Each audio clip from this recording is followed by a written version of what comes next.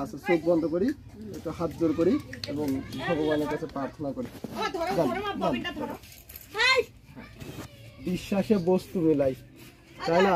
ভগবান কখন কার মধ্য দিয়ে ওকে আমরা প্রার্থনা করি। প্রেমময় পিতা ঈশ্বর প্রভু যীশু খ্রিস্ট, তোমাকে ধন্যবাদ দিতে চাই প্রভুগো এই সময়ের জন্য।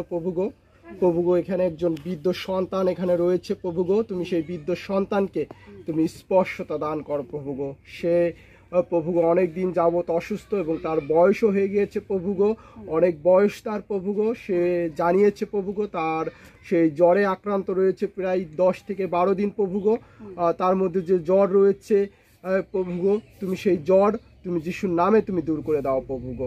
প্রভুগো এই সন্তানকে তোমার চরণতলে রাখি প্রভুগো, এবং সেই সন্তানের 5টি সন্তান রয়েছে প্রভুগো, বিভিন্ন জায়গাতে থাকে তারা প্রভুগো। তুমি সেই সন্তানদেরকেও তুমি আশীর্বাদ দান করো, সুস্থ রাখো প্রভুগো।